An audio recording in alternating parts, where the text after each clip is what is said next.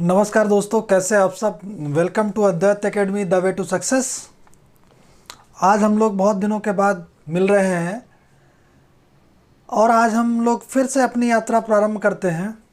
ठीक है, तो आज की डेट है 19 जुलाई 2020 और हम लोग आज से यहाँ से एक नया सब्जेक्ट लेके चलेंगे एक नई ऊर्जा के साथ, और ऐसे उम्मीद करेंगे कि इसको डे बाय डे आप लोग तैयार करते रहेंगे।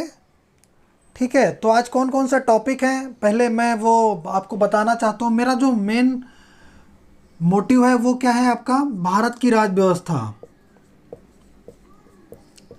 भारत की राज व्यवस्था या उसको क्या बोलते हैं, भारत का संविधान। ठीक है, हम लोग एक नया सब्जेक्ट लेके चलेंगे, आधुनिक भारत का इतिहास। मैंने कई सारे वीडियो कराए हैं, आपने वो पढ़ा होगा। अभी उसको वहीं पे छोड़ते हैं, फिर हम उसको आगे लेके चलेंगे। और ये जो भारत की राज व्यवस्था है और जो ये संविधान है, ये भी कहीं ना कहीं आधुनिक भारत के इतिहास का पार्ट है। वो जो लास्ट में भारत का संवैधानिक इतिहास जो यहाँ पे है, वही आधुनिक भारत के इतिहास में भी है। जैसे regulating act, Pitt's India act, ये सब वहाँ पे भी हैं। ठीक है, तो हम लोग ये लेके चलेंगे। अब ये कैसे रहेगा, ये देखो, एवरी सैटरडे संडे, ठीक है, आपके वीडियो आएंगे एवरी सैटरडे और संडे। आपके वीडियो आएंगे, 2 वीडियो होंगे। ठीक है,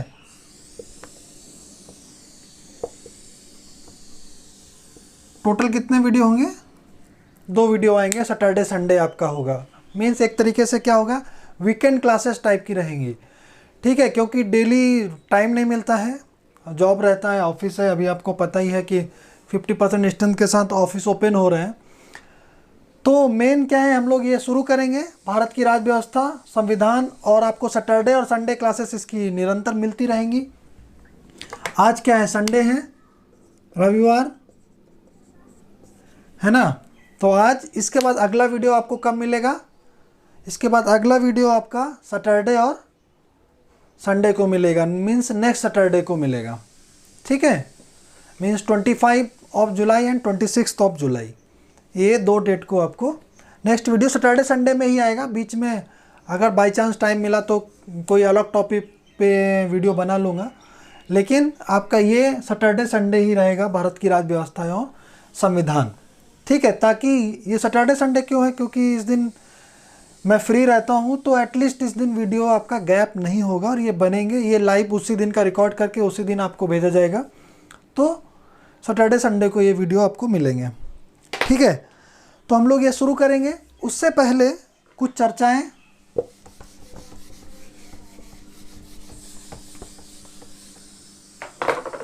क्या चर्चा है देखते हैं।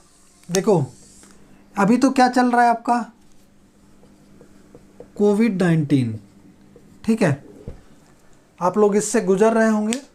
ये भारत के लिए नहीं, पूरी दुनिया के लिए एक बहुत बड़ी त्रासदी है, शायद अब तक की सबसे बड़ी। तो हमारा जो आज हम टॉपिक कवर करेंगे, सबसे पहले क्या होगा, कोविड-19 से रिलेटेड कुछ। उसके बाद आपका क्या होगा, आप किस टाइम टेबल, समय सारणी, आप कितने घंटे पढ़ें, क्या पढ़ें तो मैंने बहुत बार डिस्कस किया है, आपका टाइम टेबल कैसा होना चाहिए। उसके बाद हम लोग अपना मेन टॉपिक शुरू करेंगे, भारत की राज व्यवस्था। ठीक है, भारत की राज व्यवस्था कहाँ से, संवैधानिक इतिहास। ठीक है, तो ये हमारे आज के 3 टॉपिक हैं, इस पे हम लोग डिस्कस करेंगे। पहला टॉपिक बहुत छोटा सा, इस पे मेरा आपसे एक रिक्वेस्ट है कि देखिए, लॉकडाउन ओपन हो गया है, कहीं कहीं तो फिर से लग गया है। जैसे बिहार में 31 जुलाई तक फिर से लॉकडाउन लग गया है। यूपी में आपका हर सैटरडे संडे वीकेंड में रहेगा, उत्तराखंड में रहेगा, बहुत सारे स्टेट हैं, महाराष्ट्र में बहुत जगह है। ठीक है, पश्चिम बंगाल में भी चल रहा है। तो लॉकडाउन तो अभी कहीं कहीं वापस लौट रहा है, जहाँ जहाँ पे केसेस बढ़ रहे हैं। और केसेस तो बढ़ने ही, आपको पता है कि 35 to 36,000 अभी का ये टारगेट है। 35 टारगेट मीन्स इतना एक्चुअल आ रहा है डाटा, अभी इतने केसेस डेली आ रहे हैं, ठीक है ना।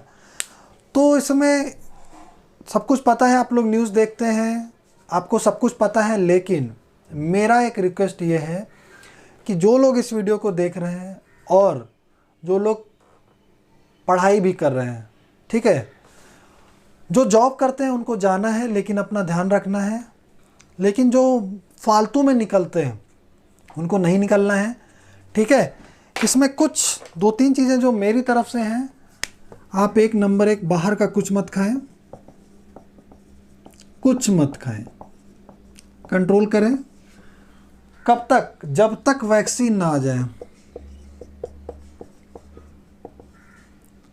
वैक्सीन ना आ जाए तब तक, ठीक है। ये मेरा ओपिनियन है पर्सनल, और आप ये फॉलो करेंगे तो अच्छा रहेगा, आप स्वस्थ रहें, ठीक है। बाहर का कुछ मत खाएं जब तक वैक्सीन ना आ जाए, मीन्स 2020 के बाद 2021 1 जनवरी या फरवरी तक उम्मीद है लोगों के हाथ में आने की, ठीक है। दूसरा, बाहर बिना काम से ना निकलें,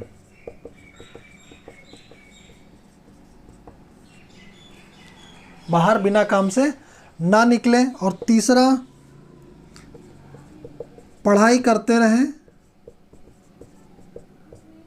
अवसाद से बचें, अवसाद से बचें, ठीक है। डिप्रेशन में नहीं जाना है, टेंशन में नहीं जाना है, पढ़ाई करते रहना है। अभी एग्ज़ाम होंगे नहीं होंगे, आपको पता है कि कब डेट दिया है, देखो 4 अक्टूबर को 2020 को यूपीएससी का एग्ज़ाम प्री घोषित हुआ है। होगा या नहीं होगा पता नहीं, लेकिन आप अपनी तैयारी जारी रखें। होगा नहीं होगा किसी को नहीं पता है, इवन देन ना गवर्नमेंट ऑफ इंडिया को पता है, ना गवर्नमेंट ऑफ यूपी को पता है, जो 11 अक्टूबर को उन्होंने एग्ज़ाम रखा है, क्या है, यूपीपीएससी। किसी को नहीं पता है कि एग्ज़ाम होगा या नहीं होगा, जैसी सिचुएशन होगी वैसा होगा, ठीक है। लेकिन ये टेंटेटिव डेट है, अगर होगा तो इन्हीं डेट को होगा, नहीं होगा तो दिसंबर में जाएगा, हो सकता है वैक्सीन आने के बाद आए, हो सकता है कि आगे एक साथ आ जाए, मीन्स 2020 और 2021 का एक साथ एग्ज़ाम ले लिया जाए और मेरिट अलग से डिसाइड किया जाए। तीनों पॉसिबिलिटीज़ हैं, तो आपको ये लेके चलना है। लेकिन जब तक आप ये फॉलो करें, बचें, बिना ज़रूरत के बाहर मत निकलें, ठीक है ना, मास्क लगाएं। ये बिल्कुल मत सोचें कि लॉकडाउन खुल गया है तो कोरोना वायरस चला गया, नहीं। आप पूरी दुनिया में देख सकते हैं क्या हालत है। भारत में भी आंकड़ा 26,000 या 27,000 पहुँचने वाला है डेथ रेट्स का। उसके बाद अमेरिका का देख लीजिए आप, क्या है वहाँ पे आंकड़ा 1.5 लाख से ऊपर है डेथ का। तो पूरी दुनिया में तो बहुत ज़्यादा है डेथ, ठीक है। तो देखो, ये गवर्नमेंट के लिए या किसी के लिए सिर्फ नंबर्स हो सकते हैं, पूरी दुनिया के लिए सिर्फ नंबर हो सकते हैं, लेकिन आपके लिए आपका परिवार है। अगर कोई एक व्यक्ति जाता है तो उसका परिवार पूरा अस्त व्यस्त हो जाता है। तो आप ये मान के चले। तो ये मुझे लग रहा था कि मैंने कभी इस पर चर्चा नहीं करी, आप लोग प्लीज़ इस पर ध्यान दें। और ये अभी बहुत सीरियस मैटर है, इस पर अभी बिल्कुल, जब आप इससे फ्री रहेंगे तभी आप पढ़ाई कर पाएंगे, ठीक है ना। बिल्कुल, आप जब बचेंगे तभी पढ़ाई कर पाएंगे, तो उसके लिए मेन बचना बहुत ज़रूरी है, ठीक है। उसके बाद नेक्स्ट आते हैं टाइम टेबल। देखो, कुछ लोग बोलते हैं कि 8 घंटे पढ़ना चाहिए, 10 घंटे पढ़ना चाहिए यूपीएससी के लिए या पीसीएस के लिए, 12 घंटे पढ़ना चाहिए, हम तो 18 घंटे पढ़ते हैं। नहीं, ऐसा हो नहीं सकता, इम्पॉसिबल है। देखो, प्री एग्ज़ाम के पहले आप 10 घंटे निकाल लेते हैं, 1 महीने पढ़ाई कर लेते हैं, बहुत है, हो जाएगा। मैंने भी किया है, 10 घंटे, 12 घंटे, 14 घंटे, जितना भी प्री के 1 महीने पहले, क्योंकि उस समय सिर्फ फोकस प्री रहता है, तो आप कर सकते हैं, ठीक है। लेकिन वो लॉन्ग टर्म स्ट्रेटजी नहीं है, लॉन्ग टर्म आप नहीं कर सकते। आप एकदम क्या बोलते हैं कि आपको लगेगा कि ये क्या हो रहा है। जब तक आप, देखो क्या होता है कि आपका नॉर्मल लाइफ चलती रहे और उसके साथ आपका स्टडी होता रहे, है ना। नॉर्मल लाइफ चलती रहे और उसके साथ अगर स्टडी हो रही है, तभी आप एक लॉन्ग टर्म पढ़ाई कर सकते हैं, क्योंकि आपको पता है ना, यूपीएससी हो चाहे यूपी पीसीएस हो, किसी भी स्टेट पीसीएस हो चाहे यूपीएससी हो, उसमें क्या है कि कम से कम 1 साल और 2 साल मिनिमम चाहिए आपको प्रिपरेशन। तो 1-2 साल तो आप लगातार 10 घंटे 12 घंटे पढ़ ही नहीं सकते, ठीक है, इम्पॉसिबल है। और जो लोग जॉब करते हैं उनके लिए और बहुत बड़ी प्रॉब्लम है, ठीक है ना। जैसे मैं जॉब करता हूँ, मेरे लिए प्रॉब्लम है, तो कैसे मैनेज करते हैं? देखो, जो लोग जॉब नहीं करते हैं या फ्री रहते हैं, सिर्फ पढ़ाई कर रहे हैं, वो क्या करें?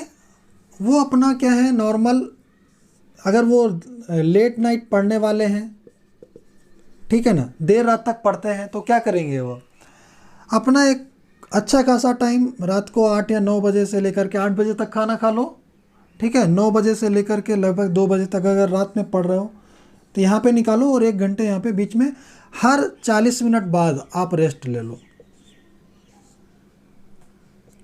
ठीक है ना।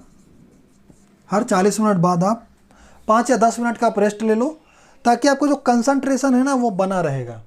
तो अपना जैसे आप टाइम टेबल बनाएंगे तो क्या बनाएंगे, ये रात की बात कर रहे हैं, 9 o'clock से 9:40, ठीक है, फिर 10 मिनट का रेस्ट ले लो, फिर 9:50 से अब कितना 10:30, ऐसा करके फिर 10 मिनट का रेस्ट ले लो। 10 मिनट का रेस्ट आप यहाँ से निकालते जाओ, और फिर 10:40 से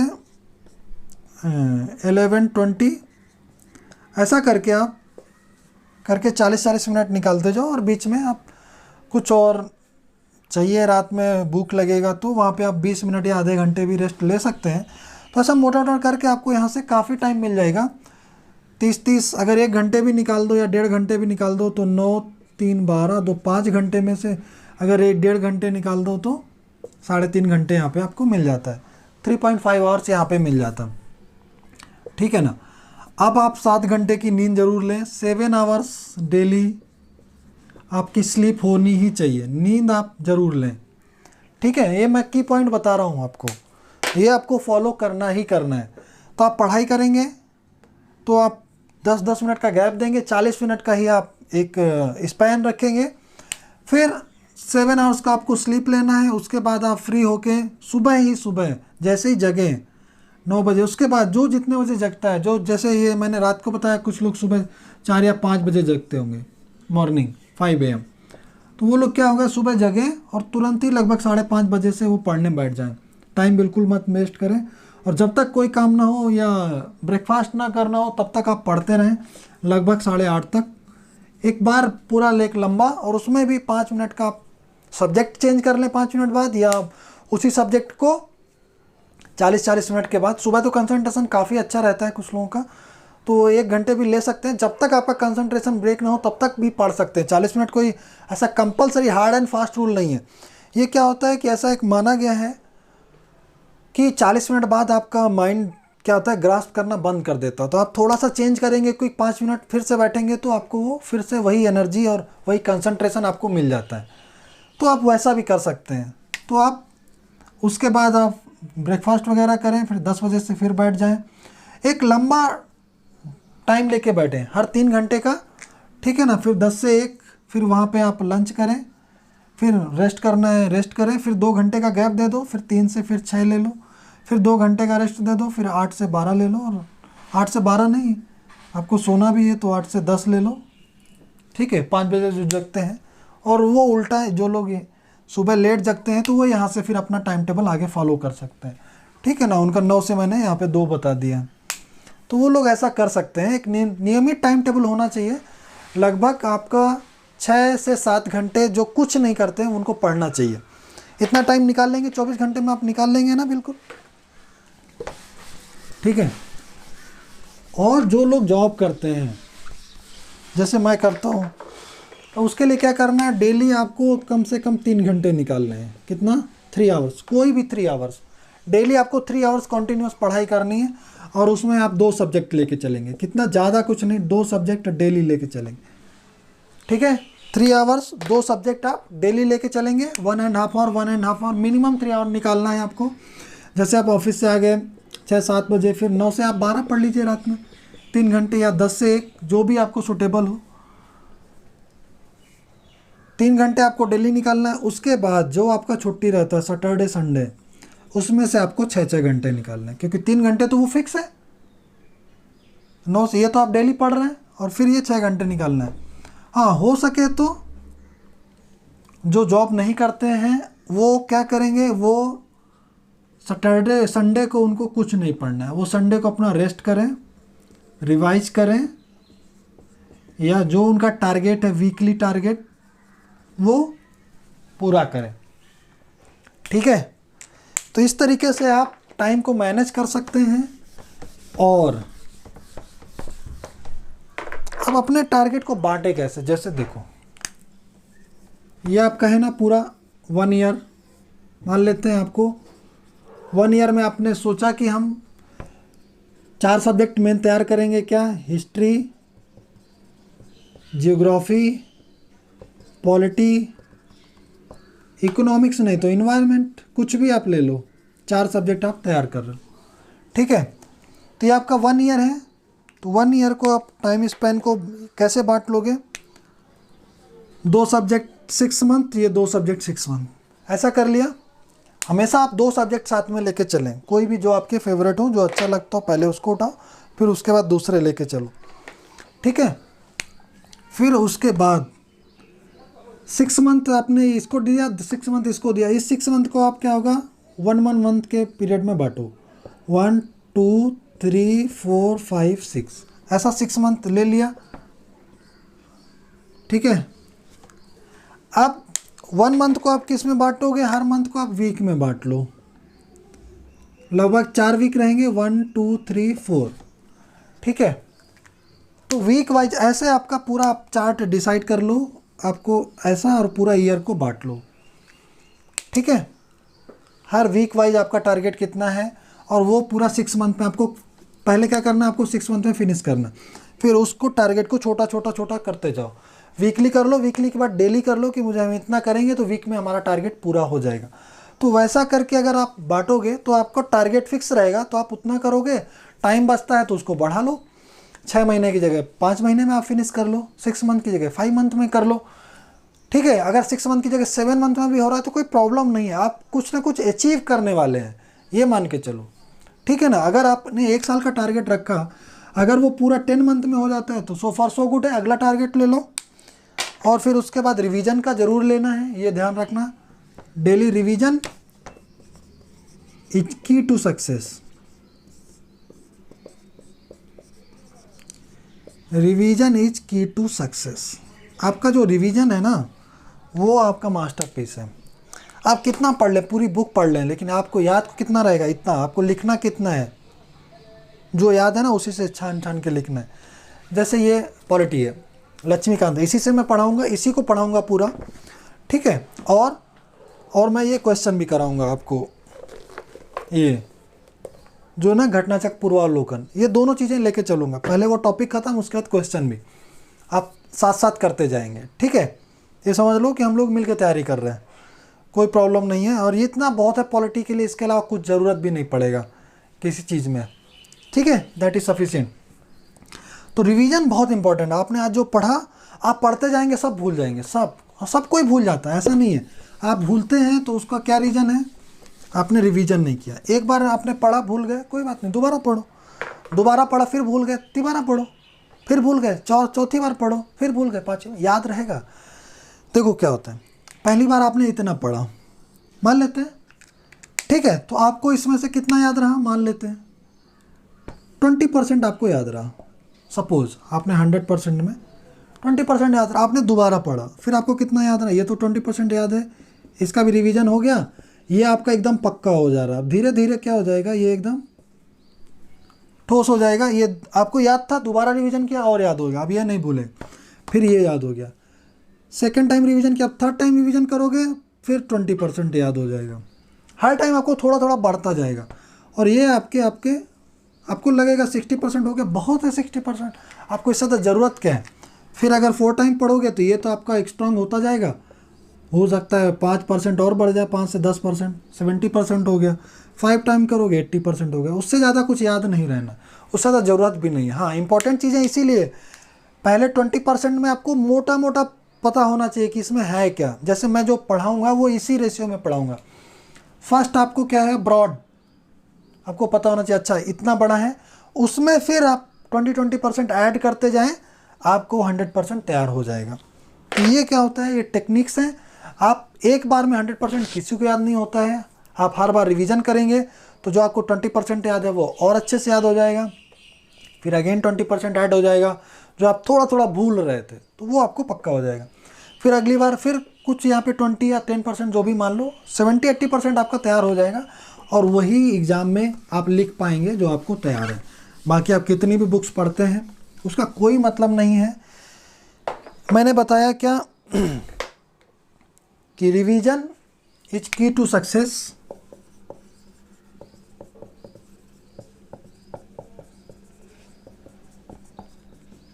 फिर उसके बाद दूसरा मेरा पॉइंट जो है वो बहुत इंपॉर्टेंट है कि आप एक ही बुक को कई बार पढ़ें। अगर आप कोई बुक पढ़ रहे हैं तो उसको कई बार पढ़ें, अलग अलग बार बार नए सोर्स को ट्राई मत करें। पहले आप रिसर्च करें कौन सी बुक अच्छी है, जैसे मैंने बताई या आपको किसी ने बताई, आप कोई कोचिंग ले रहे हैं, ठीक है, या नोट्स हैं किसी के, एक ही बार पढ़ें और उसी को 5 टाइम्स पढ़ें, कम से कम कितनी बार, 5 टाइम्स, तो फिर वो आपकी हो जाएगी। अगर आप 5 बुक्स एक एक बार पढ़ेंगे आपको कुछ तैयार नहीं होगा, वही 20% पे आप रह जाएंगे। वही फैक्ट हर जगह मिलेंगे, कुछ नया हो जाएगा एक दो, तो उससे क्या फ़र्क पड़ने वाला, कुछ नहीं फ़र्क पड़ने वाला, ठीक है ना। मेंस में आप कॉन्सेप्ट से लिखते हैं, मेंस में फैक्ट काम नहीं आता है, फैक्ट आपका प्री में होता है। तो प्री के लिए आप महीने 2 महीने पहले जब भी कोई प्री है तो आप बैठ जाओ एकदम आराम से, जॉब करते छुट्टी लेके बैठ जाओ, 14 घंटे 12 घंटे 10 घंटे जितना आप कर सकते हो उतना करो, फैक्ट तैयार करो, भूल जाओ, खत्म। मेन कॉन्सेप्ट याद होना चाहिए। और ये आपने जो 70-80% याद किया ना, इसमें फैक्ट नहीं होगा, कॉन्सेप्ट होगा, तो इससे आपको फैक्ट याद करना बहुत आसान हो जाता है, ठीक है। तो एक ही बुक को आपको कई बार पढ़ना है, वही रिवीजन करना है। आप जो पढ़ रहे हैं उसको बार बार पढ़ें, आप कोई वीडियो देख रहे हैं तो उसको कई बार देखें, तो वो आपको क्या हो जाएगा, याद हो जाएगा। तो ये है। अब हम लोग अपने टॉपिक पे आते हैं, भारत की राज्य व्यवस्था, ठीक है। तो मेन तो ये अगले जो नेक्स्ट वीकेंड आएगा उसी में आपकी क्लासेस होंगी, ठीक है ना।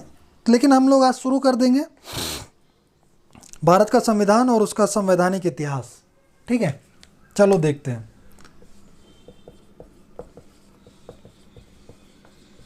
भारत का संविधान, आप अलर्ट है ना, अलर्ट हो जाइए क्योंकि अब मेन टॉपिक स्टार्ट होने वाला है, भारत का संविधान। इसका एक मैं ओवरव्यू आपको दूंगा, भारत का संविधान कैसे कैसे बना। देखो, जो ईस्ट इंडिया कंपनी है, ईस्ट इंडिया कंपनी कब बनी, 1600 में बनी।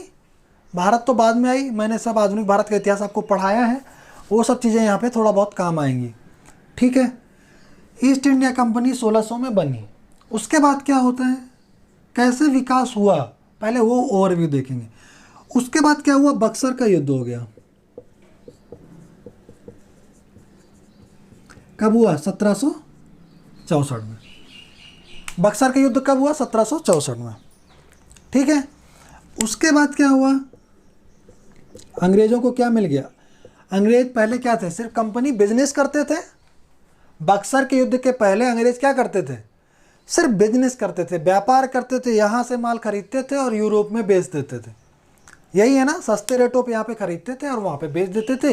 या जिन चीज़ों की डिमांड यूरोप में ज़्यादा थी वो भारत में या दक्षिण पूर्व में, एशिया में मिलती थी, इंडोनेशिया वगैरह से, वहाँ से लेकर के वो कहाँ पे बेच देते थे, यूरोप में बेच देते थे। यही कर रहे थे, कंपनी व्यापार कर रही थी।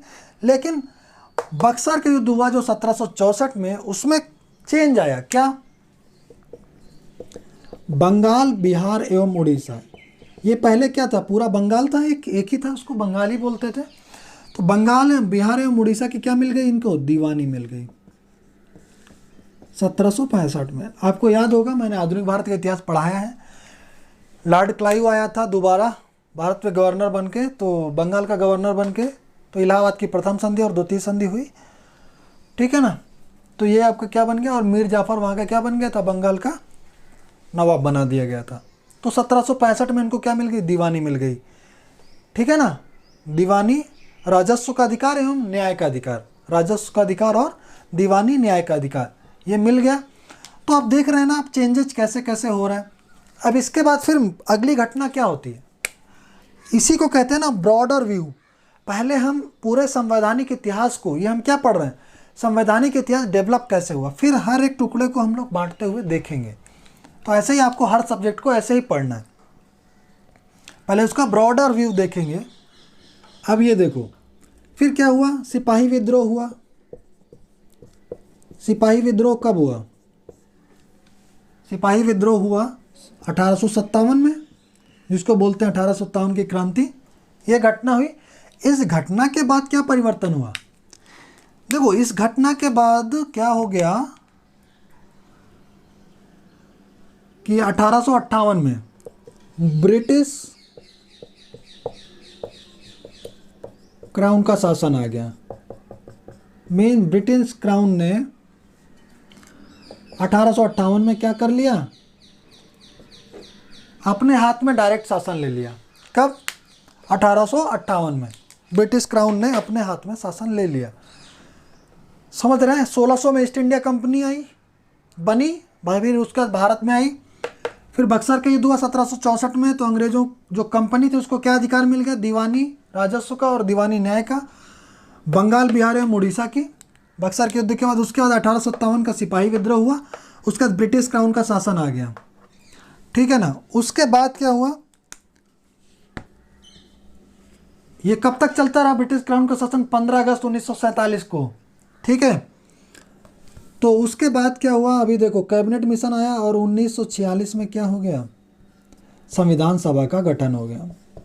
जब भारत स्वतंत्र हुआ तो क्या हो गया, संविधान सभा का, भारत में भी एक संविधान की जरूरत थी तो उसके लिए क्या बनाया गया, संविधान सभा का गठन। तो ये है पूरा संवैधानिक इतिहास। इसी को हम पढ़ेंगे तो हमारा क्या हो जाता है, भारत का संविधान। मीन्स अंग्रेजों के द्वारा जो बनाए गए एक्ट हैं, चार्टर एक्ट हैं, रेगुलेटिंग एक्ट हैं, भारत शासन अधिनियम है, वो जो बनाए गए और उसके बाद भारत की संविधान सभा ने जो कानून बनाया, जिसको क्या बोलते हैं, the constitution of India, Bharat का संविधान, वो बनने तक की जो कहानी है वही हमारा क्या, भारत का संविधान। ठीक है ना। तो वही हमें पढ़ना है। उसमें से क्या है, बहुत सारे अनुच्छेद हैं, उस समय 395 थे और अनुसूचियाँ थी 8। आगे क्या परिवर्तन हुआ वो सब हम पढ़ेंगे, परिवर्तन को। ठीक है। फिर गवर्नेंस क्या है, जैसे गवर्नेंस में क्या है आपका, लोकसभा, राज्यसभा, संसद, वैसे ही आपका विधानसभा, विधान परिषद। ठीक है ना। राष्ट्रपति, राज्यपाल, उपराष्ट्रपति, ये आपकी जो संस्थाएं हैं। ठीक है ना। संघ लोक सेवा आयोग तो ये सब आप पढ़ेंगे इसमें, किसमें, ग्राम पंचायत, नगर पंचायत, ये सब आप भारत के संविधान और राज्य व्यवस्था में पढ़ेंगे। ठीक है ना। गवर्नेंस मीन्स राज्य व्यवस्था। तो आपने ये देखा, एक ओवरव्यू देखा कि कैसे कैसे संविधान यहाँ पे बनेगा। अब आगे देखते हैं, इसको और थोड़ा सा बांटते हैं। देखो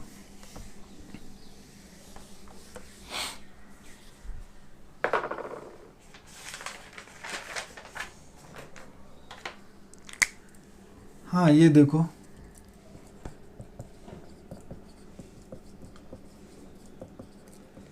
हाँ, भारत का संविधान। अब ये क्या था, इसको हम दो पार्ट में लेके चल सकते हैं क्या। एक है आपका कंपनी का शासन।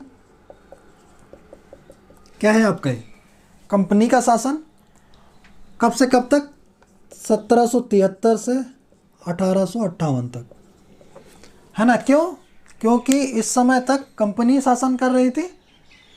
1858 मैंने बताया, 1857 में क्या हो गया, सिपाही विद्रोह हुआ, तो ब्रिटिश क्राउन का शासन, ब्रिटिश क्राउन का शासन 1858 से 1947। ठीक है। ऐसे पढ़ना है, समझ में आया। अब देखो, अब इन दोनों को देखते हैं कैसे कौन कौन सा इसमें कंपनी के शासन में कौन कौन से अधिनियम आए या एक्ट आए, और फिर ब्रिटिश क्राउन के उसमें कौन कौन से अधिनियम आए और एक्ट आए। फिर उनको और हम अंदर जाएंगे, उसके बाइफरगेट करेंगे। तो पहले हम ब्रॉडर व्यू देखते हैं। देखो सबसे पहले यहाँ पे क्या आया, 1773 का रेगुलेटिंग एक्ट आया।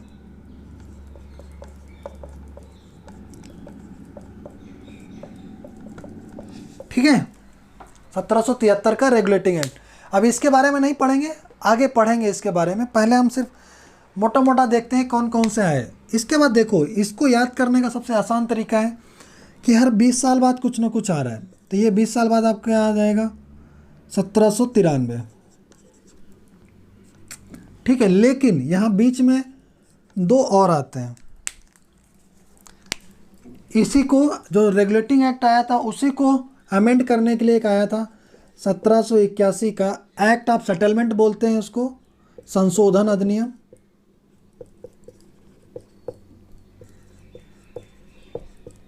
संशोधन अधिनियम। और 1784 को बोलते हैं, एक आया था और, पिट्स इंडिया एक्ट। ठीक है, तो आप क्या याद रखेंगे, हाँ ये पिट्स इंडिया एक्ट आया। और उसके बाद एक छोटा सा अधिनियम और आया था 1786 का अधिनियम। इसमें ज़्यादा कुछ नहीं था, लेकिन हम क्रोनोलॉजी पढ़ रहे हैं तो हम उसका क्रम जरूर देखेंगे। फिर 1793 का आपका चार्टर एक्ट आया। अब यहाँ से आपको हर 20 साल बाद देखना है। आप 1793 में 20 साल जोड़ेंगे तो क्या हो जाएगा, 1803। 1803 का चार्टर एक्ट आ जाएगा। फिर इसके 20 साल बाद, हर 20 साल बाद आ रहा है तो 1800 नहीं, इसके बाद 1813, फिर 1833, 1833, और फिर उसके बाद 20 साल बाद 1853।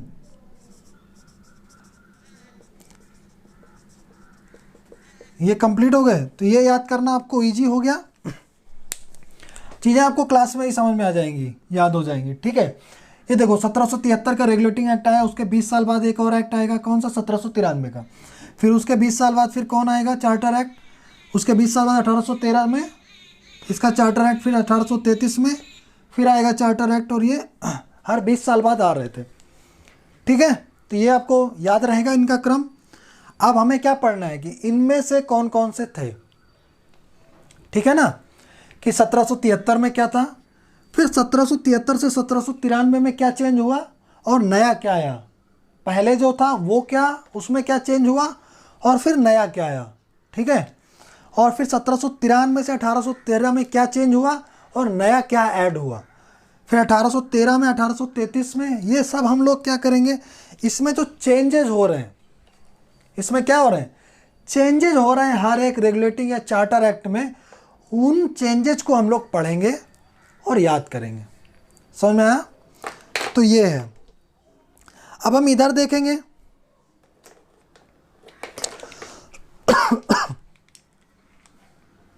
चलो इधर देखते हैं। अब यहाँ पे क्या आया, पहले तो एक आ जाएगा 1858 में ही आ जाएगा, 1858 का भारत शासन अधिनियम पहला।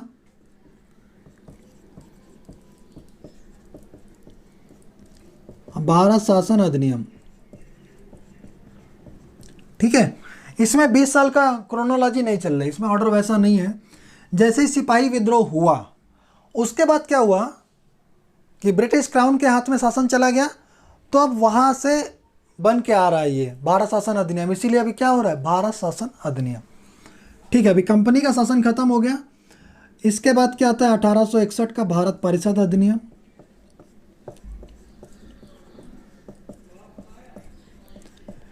फिर 1861 के बाद 1892 में आता है भारत परिषद अधिनियम या भारत शासन अधिनियम, जो भी बोल सकते हैं, सेम ही है। अब उसके बाद देखो, आपको ये सब आगे पता होगा। 1909 का क्या है, भारत शासन अधिनियम, उसको बोलते हैं मॉर्ले मिंटो रिफॉर्म, सुधार भी बोलते हैं, या भारत शासन अधिनियम। ठीक है, फिर उसके बाद कब आया, 1919 में मॉन्टेग्यू चेम्सफोर्ड, ठीक है, मॉन्टेग्यू चेम्सफोर्ड अधिनियम बोलते हैं इसको, और ये भी भारत शासन अधिनियम है 1919 का। उसके बाद फिर जो मेन है आपका 1935 का भारत शासन अधिनियम, ये बहुत इंपॉर्टेंट है। 1935 का जो भारत शासन अधिनियम आया, ठीक है ना, इन दोनों के बीच में अभी क्या आएगा, देखो इसको थोड़ा सा ऐसा कर लेते हैं या ऐसा 2 लाइन खींच देते हैं। 1919 से और 1935 के बीच में क्या आएगा, एक आएगा आपका साइमन कमीशन, पता है ना आपको ये साइमन कमीशन, और दूसरा आपका कम्युनल अवार्ड। ये दोनों पूछता है, ये दोनों इंपॉर्टेंट हैं, वो इन्हीं के बीच में ही है और इन्हीं से रिलेटेड ही था, जो संवैधानिक विकास से रिलेटेड ही था ये दोनों, साइमन कमीशन और कम्युनल अवार्ड। सांप्रदायिक पंचाट बोलते हैं कम्युनल अवार्ड को, क्या बोलते हैं, सांप्रदायिक पंचाट।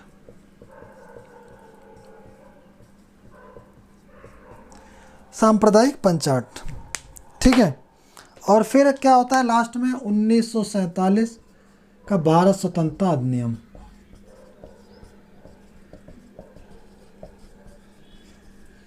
ठीक है ना, और 26 जनवरी 1950 से जो अपना संविधान लागू होता है, वो कब, जो संविधान सभा बनती है और वो जो बनाती है संविधान, वो लागू कब होता है, मोस्टली तो 24 नवंबर 1949 से लागू हो जाता है, बाकी सब 26 जनवरी 1950 से लागू होते हैं। तो वो हम सब पढ़ेंगे उसमें क्या था और इनमें क्या था, तो ये सब हमें पढ़ना है। अगर ये हमने पढ़ लिया और चेंजेस को रेखांकित कर लिया कि क्या क्या परिवर्तन हुए एक रेगुलेटरी से दूसरे में, एक भारत शासन अधिनियम से दूसरे भारत शासन अधिनियम में, तो वो मैं आपको अलग ढंग से, अलग टेक्निक से पढ़ाऊंगा ताकि ये सब चीज़ें याद रहें, यहीं पे याद हो जाएं। ठीक है, तो अभी आप इतना पढ़ेंगे। अब अगले वीक से मिलते हैं प्रॉपर, हम लोग कहाँ से उठाएंगे, ये 1773 का रेगुलेटिंग एक्ट से ये जर्नी, और ये चैप्टर ख़त्म होगा। उसके बाद हम क्वेश्चन भी करेंगे, ठीक है ना। आप पूछेंगे अगर बुक तो मैं यही इसी से पढ़ाऊँगा। ये लक्ष्मीकांत है, भारत की राज व्यवस्था, और जो आपका क्वेश्चन है वो इससे मैं कराऊँगा। ठीक है, तो ये 2 बुक लेके चलेंगे और ये मोर देन सफिशिएंट, इससे ज़्यादा कुछ पढ़ना नहीं है। ठीक है, ओके, तो मैंने जो आपको बताया आप ध्यान रखें। धन्यवाद।